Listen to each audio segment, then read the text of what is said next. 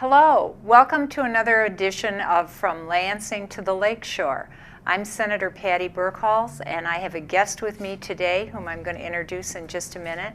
But I want to welcome you back and encourage you to listen closely, especially as parents of young children. But at whatever level you are in your parenting life, this discussion this morning I think is really crucial to where we go as a state and how we improve our economy. Our guest this morning is Rob Grunewald, who is from Minnesota and works with the Federal Reserve Bank, which is kind of a stretch. I don't think most people think about the Federal Reserve Bank, economy, and education, especially early childhood education. And as a graduate of St. Olaf College in Northfield, Minnesota, and a graduate student in applied economics at the University of Minnesota, you certainly are very well qualified to discuss this. So Rob, welcome, and please tell us a little bit about economy and early childhood education. Thank you. Well, economists are interested in how economies grow.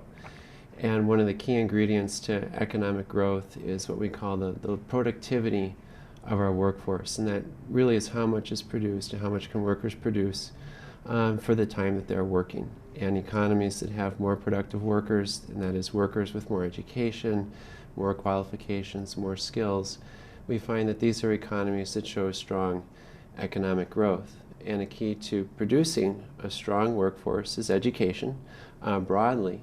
But as economists, we've recently become more interested in this period of early education. And it's simply because the first few years of life are so important to a young child that by the time a child reaches kindergarten, so much has happened in that child's life that it's important to focus on what happens from birth through 5 to prepare kids to arrive at school ready to succeed. So when we're talking about having a child ready to succeed, how can we do this, and what does the research show? Tell us a little bit more about that. Sure. Well, it's rather simple, and the research is more from psychology and neuroscience. What neuroscientists and developmental psychologists have been able to tell us economists is that by the time a child reaches the age of 3, about 85% of that child's brain, that is the architecture of the brain, has been formed. 85% by the time they reach the age of 3. That is correct.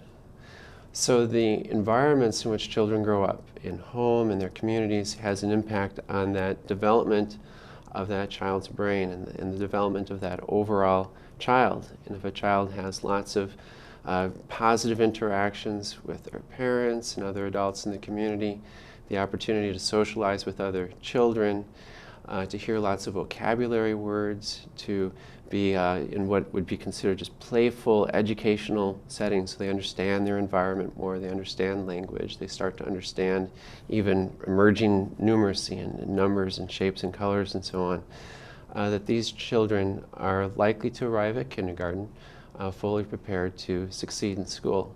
What the same scientists have been able to tell us is that if a child doesn't have the supportive environment, let's say a child grows up in the stresses of living in poverty, or does not get a lot of interaction with adults and maybe just watches TV all the time, or certainly if a child is exposed to some type of abuse or neglect, these are children who arrive at kindergarten at risk for falling behind. And statistics show that these are kids that come from more stressful or highly stressful environments tend to come to kindergarten behind. And where children are relative to their peers at kindergarten is where they tend to stay through school. So the achievement gap we often talk about really begins in kindergarten. So if they come to kindergarten with an achievement gap because they haven't been stimulated, they haven't been played with and talked to and been read to. I know reading is very crucial for children 0 to 5. Then they start out with a gap in kindergarten. Are we ever able to overcome that? And then what is the cost to overcoming that gap? Sure. Well, there are exceptions. Children who do come to kindergarten behind, some of them have been able to catch up. But as that child grows older, it becomes more difficult to help that child catch up to what would be developmentally appropriate for that child's age. And so what we've learned is that if children, let's say, that come from more stressful environments, receive a preschool program, let's say, or a high-quality program early, that this can help those kids arrive at kindergarten prepared. So it's just what the statistics show. Okay. There are exceptions. Some children who come in who are behind do catch up, but most of them do not. And this is based on the brain research. That's correct. And what they've been able to show long term is that the cost to the child and to that child's family and society as a whole is rather significant when kids come to school behind. For example, these children are more likely to require special education in the school system, which is an expensive remedial effort. The children are likely to be retained in a grade. They're also more likely to not graduate from high school on time, which results in lower income for them over time in the workforce. This is a workforce that rewards those who have a degree beyond high school, in fact. And that also these kids are more at risk for committing crime. And so there's a lot of social costs that come to bear when kids have not had a supportive environment prior to coming to school. So if they come to school ready to learn, that the numbers show that they're far more likely to go further, to go on and graduate from high school and on into college or some kind of a technical school to get a further degree. They're less likely to end up in the prison system. That's correct. They're less likely to require all kinds of remedial actions, which are, as we know, very expensive for schools and for communities to deal with.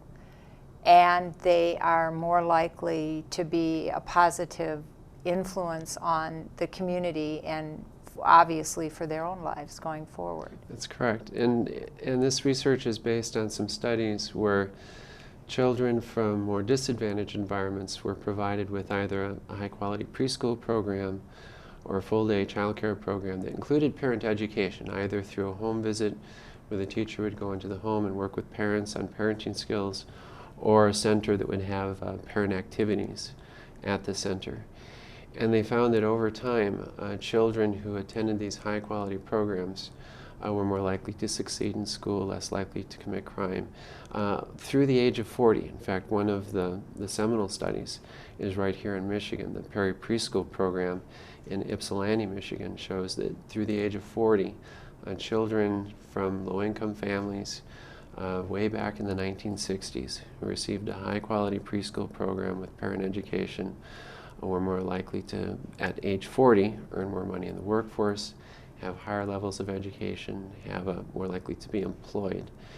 And so this research study, plus a few others that have this long time horizon, have been able to articulate these type of benefits we can see in the long term. What's interesting about them is that, while certainly the child benefits and the parents benefit, most of the benefits in monetary value, 60 to 65%, accrue to the public. That is, that the taxpayers who would be investing in these type of programs would be making all of this money back because of the savings to our public budgets.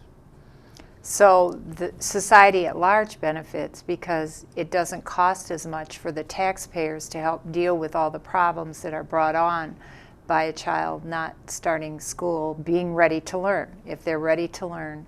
But the good thing is there are ways to help parents be better parents, help those children in that age range of 0 to 5 in order to make sure or try to ensure that they come to school ready to learn.